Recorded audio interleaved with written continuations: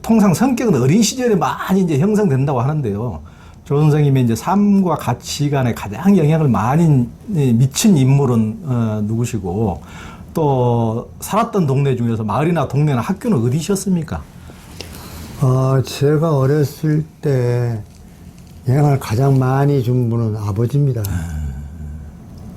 아버지는 그 순천 서남사에서 5대 강사였어요. 그러니까 불교 승려 대중들에게 교육을 시킬 수 있는 교수 자격을 가진 5대 강사인데, 한문은 통달 한문. 그런데 집안에서 그런 불교의 논리 또 한문에 대한 그런 걸 전혀 말씀 안 하시고 생활을 가르쳤어요. 생활을. 두 가지를. 첫 번째, 주색 잡기 하지 마라. 그건 폐가망신이다. 도덕교육을 철저히 시켰어요. 왜냐하면 그때 당시에 첩하는 건 예사고, 부자들이 마누라 둘, 셋 얻는 건 남자의 능력처럼 하던 그 못된 시절. 그때 우리 어린 10살인 나, 13살인 형 두고 계속 그 이야기가 저 귀가 닳도록 1000번 이상 들었어요. 우리가 장가가기 전까지도 말씀하셨어요. 두 번째, 밥상머리 교육을 시켰어요.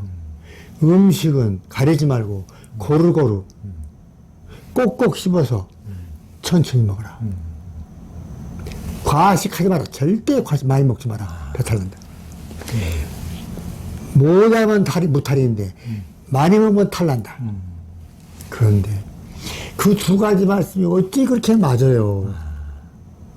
우리 집 남자 형제가 넷입니다. 사남 자녀 8남매. 넷 중에 주색 잡기 한 사람이 한 명도 없어요. 깨끗하게 다 살았어요. 아버지 도덕교육이 성공한 거죠. 그리고 전부 다 음식을 고루고루 꼭꼭 씹어 먹어서 사람 하나 8남매가 한 명도 세상 떠난 사람이 없이 다 살아있어요. 제가 아까 말한 대로 지금 8 나이에 병이 없어요. 그건 전부 소식하고 채식하고 꼭꼭 씹어 먹어요. 어느 날 내가 보니까 아들한테 그 말을 하고 있어요. 그런데 또 어느 날 보니까 아들이 장가인데 손자들을 놓고 2살짜리 3살짜리 손자를 놓고 고루고루 가리지 말고 꼭꼭 씹어 천천히 먹어. 그래서 우리 손자들은 밥을 엄청 흐리게 먹어요. 꼭꼭 씹어서 할아버지 속도에 맞춰. 교육은 DNA가 유전하는 것처럼 그렇게 영혼의 DNA는 자손을 연결시켜서 대로 흘러내려가더라고요. 아버지가 저한테는 가장 큰 영향을 주신 분이고 항상 고맙게 생각하고, 그리고 나에게 가장 인상 깊게 영향을 주고 있는 땅은 벌교예요. 제가 6.25를 여순 반란 사건, 여순 사건을 순천에서 초등학교 1학년 때 만났고, 그 다음에 6.25가 터졌는데, 논산에서 6.25를 맞았고, 그때 9살, 8살, 9살 때 겪은 6.25의 상처가 공포감, 아까 말한 나를 등장시킨 어떤 인물, 그 엄청난 체험, 시체, 막 이런 것들이 너무 많이 겪어가지고 야뇨증이 걸렸어요. 스트레스가 너무너무 심해가지고 트라우마. 그래가지고 야뇨증이 걸렸는데 맨날 오줌당하고 오줌싸기라고. 그런데 전쟁이 끝나기 1년 전에 고향인 아버지 동생들이 사는 벌교 갔어요. 왜냐하면 벌교 상호고등학교에 아버지를 국어선생으로, 시조시인 조정인 국어선생으로 오라고 연락이 와가지고 거기 갔는데, 그 벌교에서 6개월 아주 벌교가 아름답고 조그맣고 평화로웠어요. 그 아름다운 경치 속에서 뛰어다니면서 갯벌에서 개 잡고 이렇게 하다 보니까 한 6개월 치에 자연 치유가 됐어요. 그리고 벌교가 가지고 있는 지상학적인 특성들이 태백산맥을 쓰기에 딱 알맞은 조건을 가지고 있었어요. 그래서 태백산맥의 무대가 벌교가 된 것은 저한테 필연적인 사유가 있고, 그리고 그 벌교는 제가 태어나지 않고 살은 문학의 고향이라고 할 수 있습니다. 그러니까요. 지금도 뭐 벌교는 문학관이 있는 곳 중에서 유일하게 벌교만이 그저 문학관 흑자라고 그러죠. 우리나라 중에서. 연간 1억의 흑자가 납니다. 그러니까, 예, 그러니까 이제 그 조정래 문학상도 거기서 이제 신설이 예. 가지고 지금 이제 뭐 성석재 작가도 예. 타기도 하고. 그리고 이 코로나 때문에 지금 금년까지 2년을 행사를 못 해요. 중단됐습니다. 그렇군요. 자연재해니까 어쩔 수 없잖아요. 그러니까 지금 그 아버님 조정현 스님 이제 말씀하셨지만은 조정현 시인 학생이시기도 하고 근데 그 우리나라가 이제 불교계가 그때 당시에는 그 일본 유학 출신이죠. 예, 예. 그때는 하여튼 불교계가 이제 가장 최고 지식인들이었는데 그때 당시에 일본 유학파 지식인들이었는데 근데 이제 한쪽으로 그 불교라는 것은 삶이 계율인데 계율이 무시되는 한쪽에 어떤 풍토가 있어가지고 나중에 뭐 이제 그런 소문도 그 장관되면은 그 사람이 불자인지 기독교 신자인지는 평소에 그 사람이 술 마시고 담배 피는지 안 피는지 보면은 그 기독교 신자는 전혀 그런 걸 안 하는데 불교 신자면 그런 걸 예. 딱 할 정도로 예, 예. 그런 것이 좀 어떻게 보면은 좀 많이 흩어지고 가장 그게 더 철저한 것이 불교인데 원래 계율이 그런데 조정현 스님께서는 그 점에서 가정에서부터 그 철저하시고 또 문학인들이 또 삶에서 하여튼 뭐 퇴폐적 낭만적 이런 이제 핑계로 그런 것이 가장 심한데 그런 데 대해서 전혀 그 흔들리지 않고 이렇게 초지일관하게 또 살아오신 삶도 그 조정래 선생님이 참 드무신 케이스인데 저도 예전에 보면은 뭐 인사동에서 그 이제 문인들하고 같이 이제 술도 많이 마셔보고 했지만은 이제 거기서 뭐 그것이 이제 문인들의 어떤 그 마시기도 하고 그것이 뭐 저 당연히 무인들의 삶인 것으로 어떻게 보면은 그렇죠. 이제 그렇게 됐는데 철저하게 그런 것을 이제 끊어버리시고 그런 이렇게 이제 책 작업에만 몰두하셨는데 그런 것이 참 아버님의 영향이 크셨구만요. 예, 그리고 저도 등단해가지고 한 10년 정도는 날술 마시고 밤샘 술 마시고 무인들하고 하다 보니까 밤새도록 떠들어도 그 말들이 조개피 하나에도 담지 못해요. 결국 남 흉봐요. 문학한다는 사람들이 누구 작품 뭐 쓸 모습에 문학 형편없고 전부 비난 쪽의 말만 해요. 그리고 그 앉은 사람만 다 괜찮아요. 그런데 더 놀라운 것은 한 사람이 화장실 가면 그 사이에 저 새끼 좀 웃기는 새끼야. 저 새끼 별거 아니야. 이렇게 흉밥을 해요. 그러니까 술을 마시기 시작하면 화장실 가면 안 돼요. 근데 그런 걸 체험하면서 아니 이 자식들이 지금 뭐 하는 놈들이야. 영혼의 잡을 한다는 놈들이 나부터 왜 이 꼴을 하고 있어? 이게 안 된다. 그래서 태백산맥을 쓰기 시작하면서부터 철저하게 나를 문단 밖으로 끌어내버렸어요. 근데 문단생활 일체 하지 않았고 만나지 않은 대학 동창 40년 동안 안 만나면 수두룩하고 문학행사 한 번도 안 나갔고 그냥 씌워주려고 하는 문학함도 한 번도 쓴 적이 없이 소설을 쓴 거예요. 그건 참 다양한 일이에요. 그 시간 낭비 소모를 했다면 제 인생은 이미 50대 말에 필 났을 겁니다. 그래.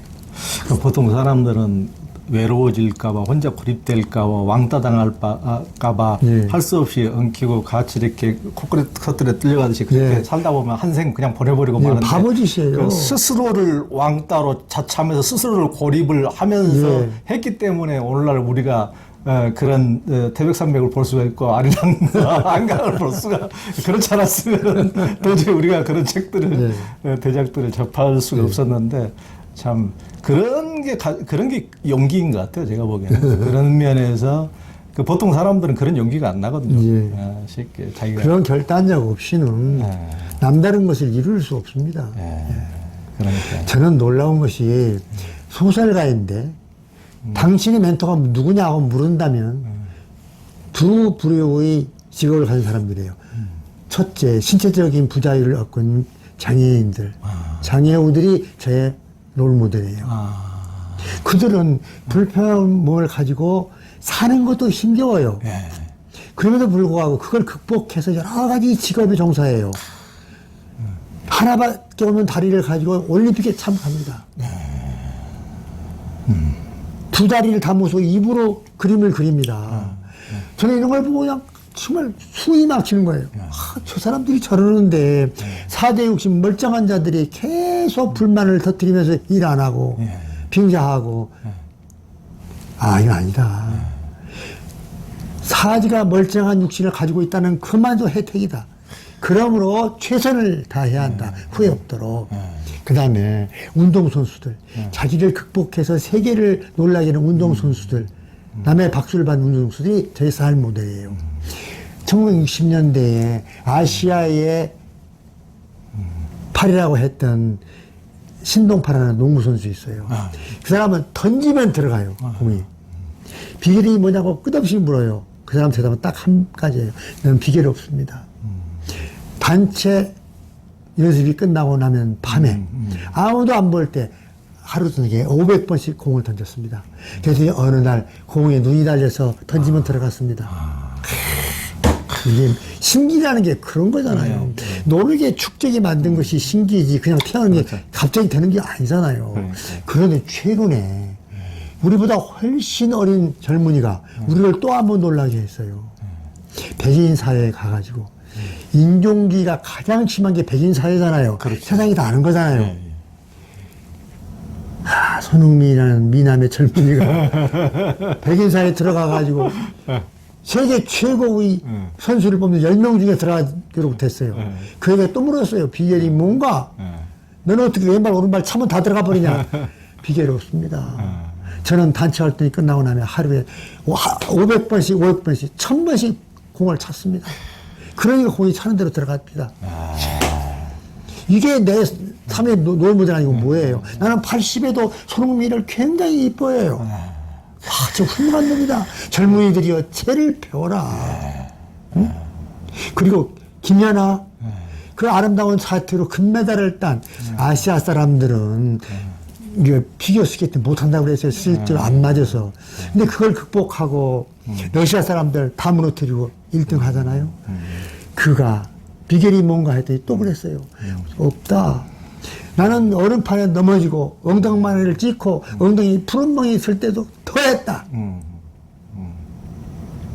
넘어질수록 더 했다. 안 넘어지려고. 그밖에 없다. 이게 얼마나 무서운 교훈입니까? 그러니까. 기가 막히잖아요. 저는 그래서 그들에게 계속 배우면서 저에게 경고합니다. 정신 차려. 정신 차려. 나이는 오리 육체가 먹는 횟수일 뿐이고 정신이 명료해야 되잖아요. 지금도 정신 차려. 손흥민에게 나는 태백산맥 아리랑 한강 개정판을 보내고 싶어요. 너는 정말 훌륭하다. 그런데 그가 그걸 읽다가 연습 못해가지고 꼴찌할까 돌아오면 보내려고. 이걸 보면, 손흥민이가 보면 알 거예요. 걔가 은퇴하고 돌아오냐 보낼 거예요. 우리 이제 조정 선생님, 그 부친 조정현 스님이 이제 이제 서남사에서 사셨기 때문에 조정 선생님도 서남사에서 이제 4살까지. 서남사는 지금도 아마 우리나라 사찰 중에서 제일 아름다운, 다른 데처럼 이렇게 다른 데 손을 많이 대버렸는데 손을 안 대서 너무 좋더라고요. 너무 좋아. 너무 좋아. 그래서 이제 서남사 가장 아름다운 고찰 중에 하나인데 거기서 이제 4살까지 사셨고 이제 아버지가 출가를 원하셔서 승적까지 만들었다 그러는데 그때 아버지 손을 왜 저버리셨습니까? 승적이 그때 168호. 아니, 제가 이제 고등학교 3학년 2학기가 돼서 완전히 이제 국문과를 가려고 딱 작정을 하고 있는데 어느 날 부르더니 너 출가하라는 거예요. 예?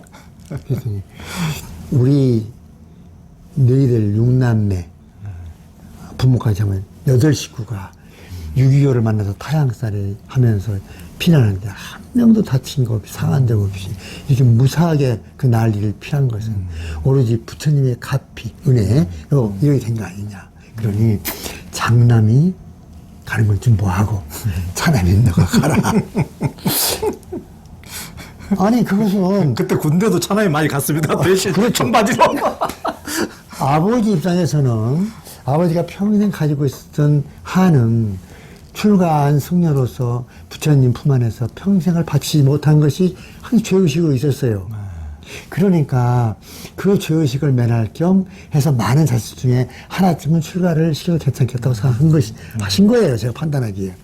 그런데 그때 마침 내 고등학교 3학년 딱 되자마자 5.16이 터졌잖아요. 5.16 쿠데타가 터졌는데 그때 박정희가 맨 처음에 한 것이 깡패 소탕.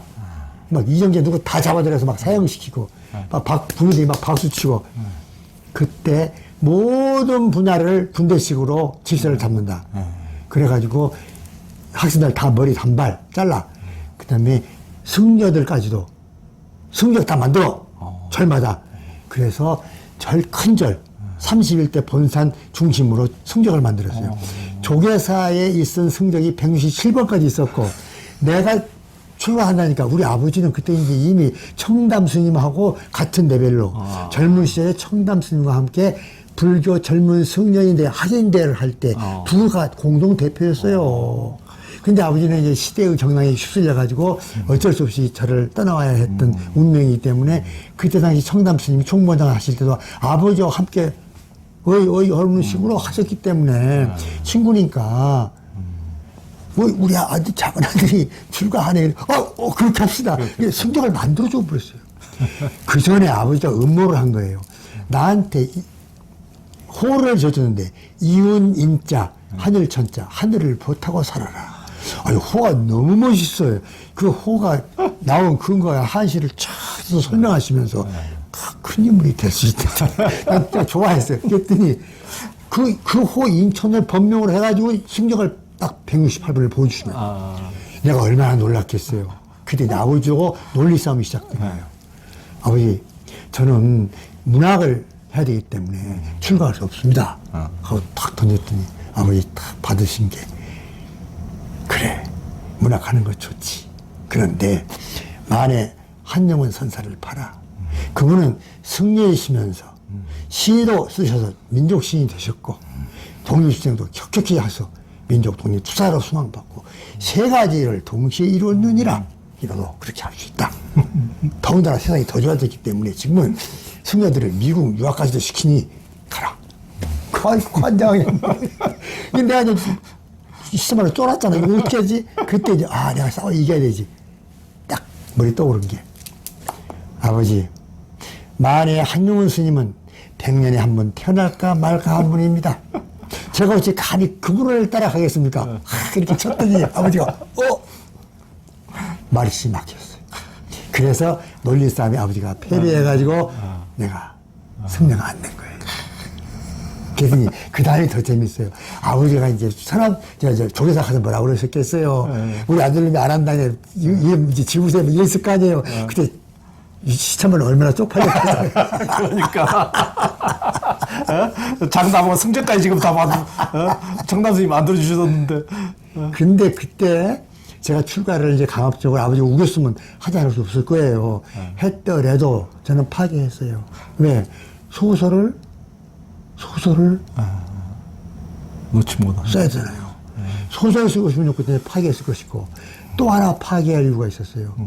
제가 거기 가면 대학 진학할 거 아니에요. 어디? 동국대학교 불교대학, 인도철학과나 불교학과 가면 동국대학은 두 가지 특색이 있어요. 서울에 있는 대학 중에서 시내와 가장 가까운 캠퍼스. 그렇죠. 시내죠, 시내. 두 번째, 캠퍼스가 가장 좁은 캠퍼스. 그 좁은 캠퍼스에 누구 만났겠어요? 누구 만났겠어요? 김초희 만났어요. 또 파괴했지. 난 두 가지 이유 때문에 파괴가 두 번 할 뻔했으니까, 이건 참 잘한 거지. 참. 하여튼 다행입니다. 하여튼 일찍 아예 포기하셔서 소설을 쓴 게 이 민족으로서 다행이고. 아버지가 고맙죠. 아버지가 계속 강압적으로 했더라면 미성년자가 어떻게 했겠어요, 같이. 근데 그 조정희 시인도 지금 이제 낙산사의 일출이라는 시가 그 시비가 쓰여져 있을 만큼 이제 유명한 이제 시조 시인이셨고 하니까 이제 본인도 이렇게 문인이셨으니까 스님이자 문인이셨으니까 이제 그런 그런 쪽의 꿈을 어느 정도 이해를 하셨겠죠. 물론이죠. 이해했죠. 아주 마음으로는 고마우셨을 것이고 제가 트랜스산맥 사부를 만료를 2회분 반 남겨놓고 아버지 돌아가셨어요. 그 장에 사흘을 치르고 또 써서 이제 마지막을 마쳤는데 아버지 돌아가신 다음에 어머니가 그러시더라고요. 나만 듣게 아버지가 자식 키운 보람이 있네. 그렇게 말씀하시더라. 그러니까. 예. 그 태백산맥의 태백산맥 3부까지 읽으시고 범일이란 거기 또 범일. 아버님의 딴 이제 아버지 겪은 순환을 그러니까. 태백산맥에 그대로 써놨어요. 그러니까 참